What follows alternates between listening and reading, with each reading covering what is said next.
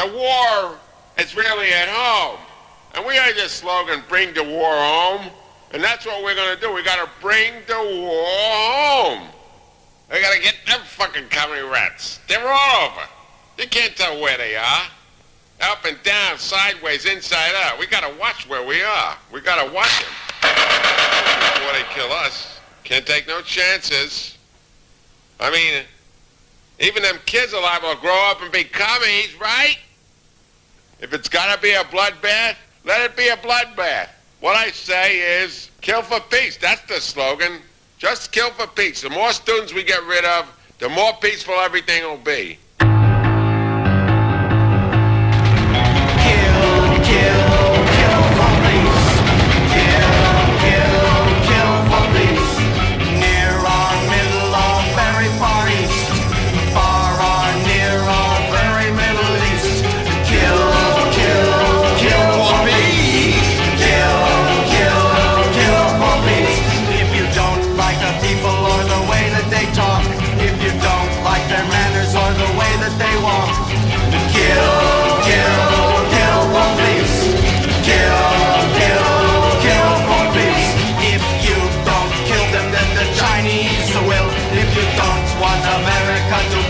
Second fiddle, kill for peace, kill for peace. If you let them live, they may subvert the Prussians. If you let them live, they might love the Russians.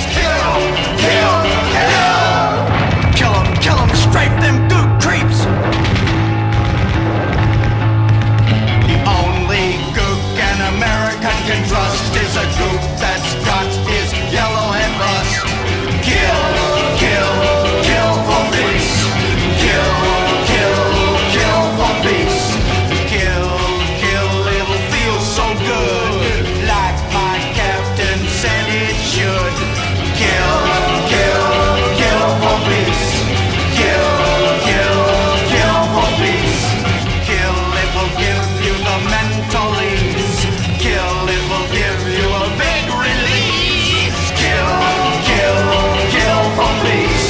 Kill for peace. Kill for peace.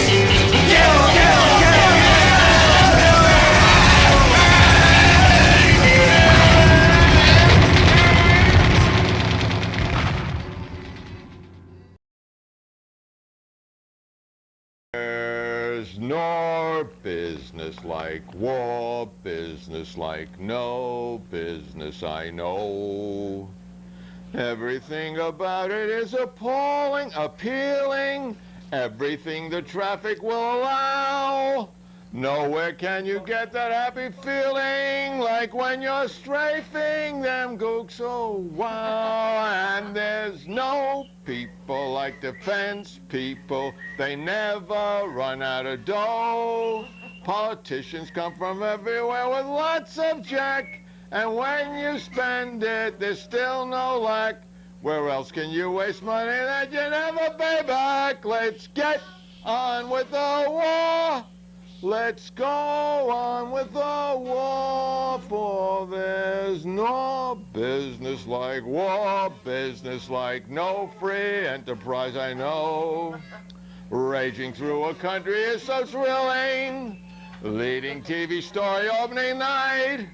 Chuckling as you see the graveyards filling, you add your billings, they're out of sight, what a delight. Oh, and there's no mongers like warmongers. They smile when stocks are low. Even with a Star Wars that you know can't work, so the poor get screwed. But fuck them jerks as we greedily collect our costs plus perks. Let's get on with the wars. Let's go on with the show. There's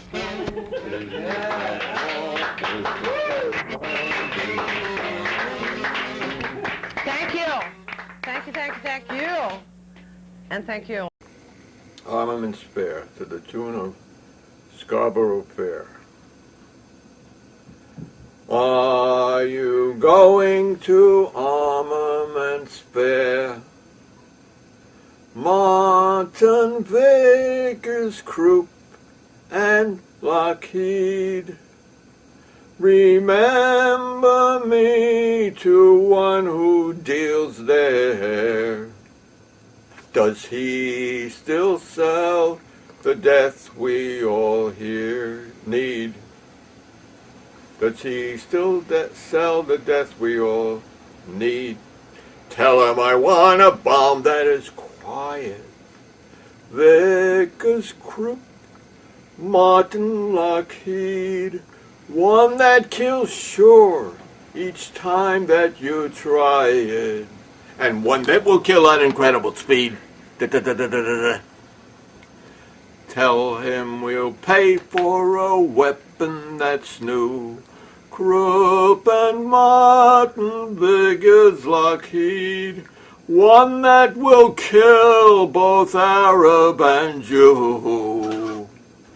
And you, Arab and Jew, that kills all our enemies regardless of creed. And ask what or poison he hides in his sack.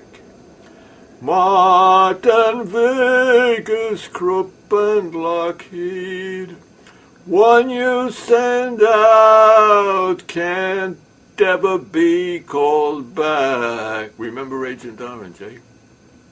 That kills all things living, destroys every seed. That kills all things living, destroys each last seed.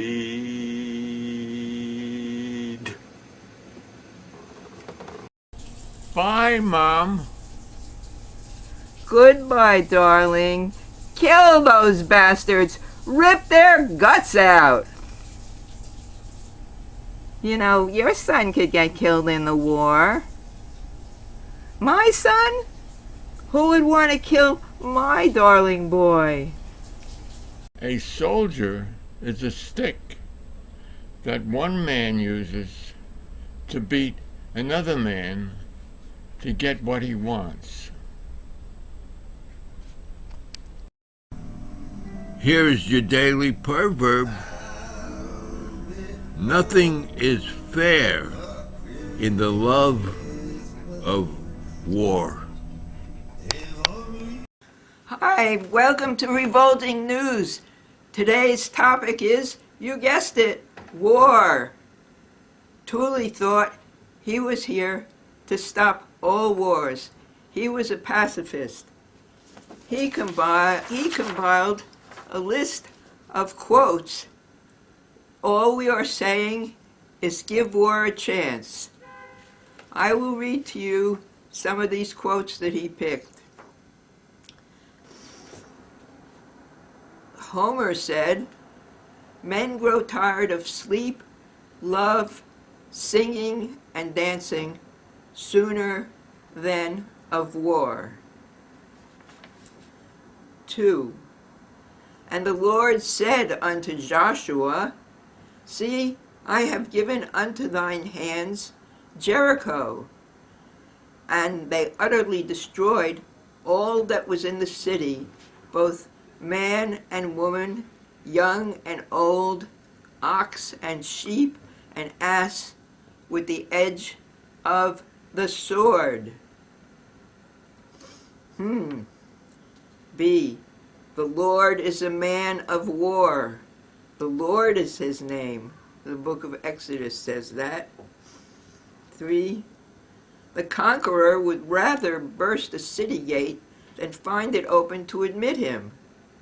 He would rather ravage the land with fire and sword than overrun it without protest from the husbandman. 4. We are mad, not only individuals, but nations also. I'll say, we restrain manslaughter and isolate murderers. But what of war and the so-called glory of killing whole peoples? Our greed has no limits, nor our cruelty. When crimes are committed stealthily by individuals, they are less harmful and less monstrous. But deeds of cruelty are done every day by command of the Senate and popular assembly, and servants of the state are all ordered to do what is forbidden by the private citizen. That's pretty crazy, isn't it? The same deeds which would be punished by death if committed in secret are applauded when done openly by soldiers in uniform. Man, the gentlest of animals, is not ashamed to glory in bloodshedding and to wage war when even the beasts are living in peace together. Seneca said that in 63 AD, and it's still true, unfortunately, today.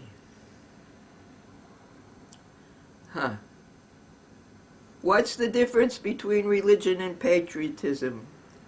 A. When a dog howls at the moon, that's religion. When a dog barks at a stranger, that's patriotism. Government is not reason. It is not eloquence. It is force. George Washington, our first president, said that. We come to give you liberty and equality, but don't lose your heads about it.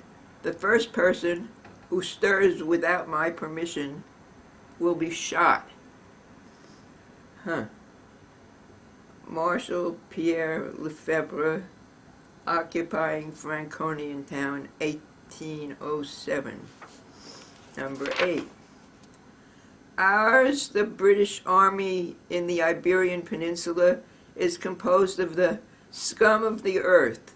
The British soldiers are fellows who have enlisted for drink. That is the plain truth. They have all enlisted for drink. I don't know what effect these men will have on the enemy, but by God, they frighten me. That's from the Duke of Wellington, Letters, 1809. Number 9.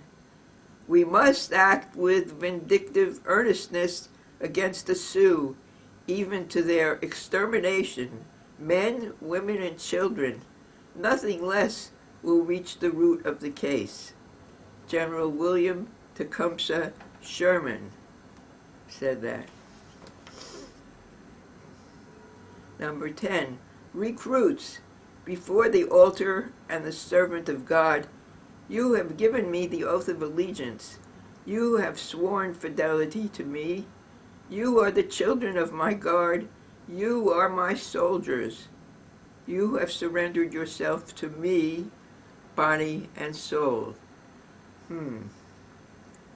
Only one enemy can exist for you, my enemy. With the present socialist machination, it may happen that I shall order you to shoot your own relatives, your brothers, or even your parents, which God forbid, and then you are bound in duty implicitly to obey my orders. Soldiers fight and die to promote the wealth and luxury of the great. They are called masters of the world without having a clod to call their own. 11. Perhaps my dynamite plants will put an end to war sooner than your Congresses. On the day 2 army corps can annihilate each other, in 1 second, all civilized nations will recoil from war in horror. Albert Nobel said that in 1892, but it's not true so far. The people should tremble first at their own soldiers, for they are raised in the first instant to keep them in order, that is, in their place, and only secondarily against some potential foreign invaders. 13. I want no prisoners. I wish you to burn and kill. The more you burn and kill, the better it will please me. Brigadier General Jacob H. Smith orders to Major Waller for the pacification of Samar during the Philippine Insurrection, 1901. 13. How is the world ruled and led to war? Diplomats lie to journalists and believe these lies when they see them in print. 15. When the leaders speak of peace, the common folk know that war is coming. When the leaders curse war, the mobilization order is already written out. I am insulted by the persistent assertion that I want war. Am I a fool? War? It will settle nothing. And supposedly Adolf Hitler said that in an interview in November 1933. I hate war, said Franklin Delano Roosevelt in a speech August 14, 1936. Well, good for him. We're not going to just shoot the sons of bitches. We're going to rip out their living goddamn guts and use them to grease the treads of our tanks.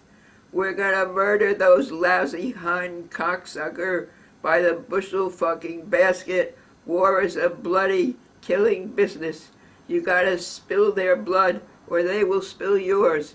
Rip them up the belly. Shoot them in the guts. We are advancing constantly, and we are not interested in holding on to anything except the enemy's balls.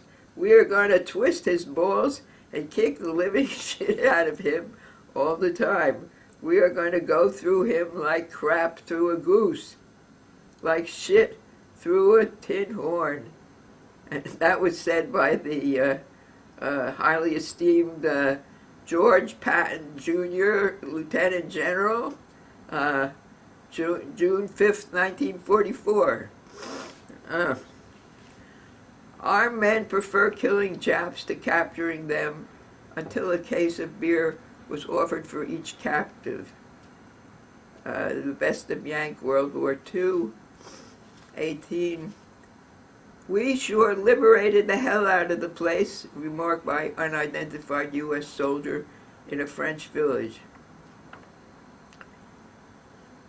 The American bombing of Japanese cities might yet prove to be a great blessing, since it would allow many crooked streets to be straightened and many parks and lagoons to take the place of unsightly buildings. Broadcast by Japanese Home Minister Genki. 19. I understand death by atomic radiation is quite pleasant. Major General Leslie Groves, director of the Los Alamos Atomic Bomb Project, said that. Well, he can have it. 20. I have always said that if Great Britain were defeated in war, I hope we would find a Hitler to lead us back to our rightful position among the nations. Winston Churchill. President Lyndon Johnson told a group of students who visited the White House that many of his ideas had come from students. He said he would like to see them develop as much fanaticism as young Nazis did about their system during the war. Well, good for him. Who said that? Lyndon Johnson. 21. China's atom bomb is a freedom bomb. It is the bomb of the people. And so it is the bomb for peace. Members of Pan-African Freedom Conference before 1965. 22. I watch the pilots' hands and their feet on the control. The delicacy of the coordination reminds me of the sure and seeming slow hands of Casals on the cello. Oh, it does. They are truly musicians' hands, and they play their controls like music, and they dance them like ballerinas, and they make me jealous because I want to do so much to do it. John Steinbeck, Vietnam. I remember the effect I produced on a small group of gala tribesmen massed around a man in black clothes. I dropped an aerial torpedo right in the center, and the group opened up like a flowering rose. It was most entertaining. Vittorio Mussolini said that in 1934. Oh, like a flowering rose. I do like to see the arms and legs fly. Colonel George S. Patton said that during the Vietnam era. Let's see, 23. It became necessary to destroy the town to save it. Unnamed Major in the U.S. Army, 1968, in Vietnam. 24. We are not vegetarians. Famous Russian battle cry. 25. Gentlemen, get the thing straight once and for all. The policeman isn't there to create disorder. The policeman is there to preserve disorder. Major Richard J. Daley at the press conference concerning disturbances at the Democratic National Convention. 26. If it takes a bloodbath, let's get it over with. Ronald Reagan's speech to the Council of California Growers, April 1968. The martyrs at Kent State were the kids in the National Guard uniforms, Al Cap. All members of the U.S. Armed Forces are on welfare cheats, doing nothing. They should be made to work for their money, cleaning streets, building homes, schools, and hospitals, farming instead of just doing nothing. Waiting for a chance to kill someone they never even met. Why, that opportunity might not even come for a couple of years. Frank Pierce. 28. When we were in Grenada, I really enjoyed myself. You were out there with your guns, shooting, taking prisoners, doing everything Marines are supposed to do. Lance Corporal Gordon Sprock. Modern war finally gives young men a chance to escape the dreadful boredom of school, job, and wife. No wonder they rush towards it. Paradise. Ralph Carlyle said that in 1959. It's always the old to lead us to the war. It's always the young to fall. Now look what we've won with the saber and the gun. Tell me, is it worth it all? We all know who said that. Phil Oakes. Let's see. Is that it? Number 30.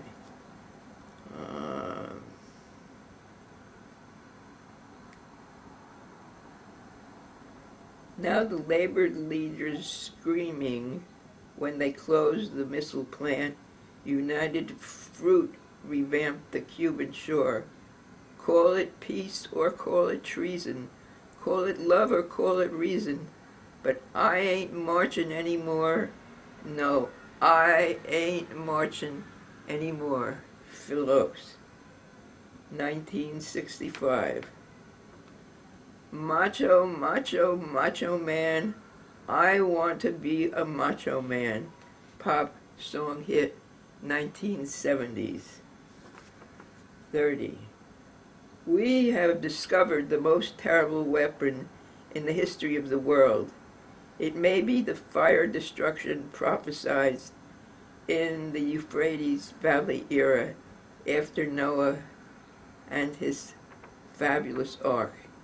President Harry Truman, July 1945. I have read the book of Revelation, and yes, I believe the world is going to end by an act of God.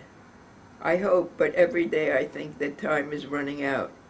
I think of World War II and how long it took to prepare for it, to convince people that rearmament for war is needed. I fear we will not be ready. I think the time is running out. That was said in 1982 by Caspar Weinberger, Secretary of Defense in the New York Times. Jerry, I sometimes believe we are heading very fast for Armageddon right now. President Ronald Reagan said that in 1982, quoted in the Boston Globe. The argument rages. Is man a beast? Yes, of course. But she is a lamb or a lion. What is the essential primate nature? Gatherer or hunter? What is in the genes? The question, as put, is unanswerable. We do know that now humankind has an incredible plasticity, both in the genes and the technoculture, and we can and must choose. Shall it be total bizarre annihilation or new glories beyond our past imagining? That's said by Mary Blake in 1984. That's Tuli's quotes. All we are saying is give war a chance. And of course, he means the opposite. He's being ironic as usual.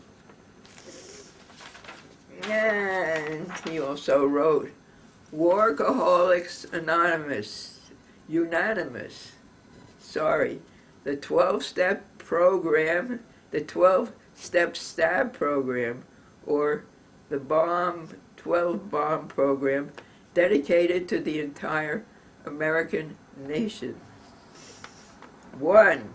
We admit that we are powerless over war and that our country has become unmanageable. 2. Came to believe that a power greater than ourselves could restore us to total hegemony. 3. Made a decision to turn our will and our lives over to the government.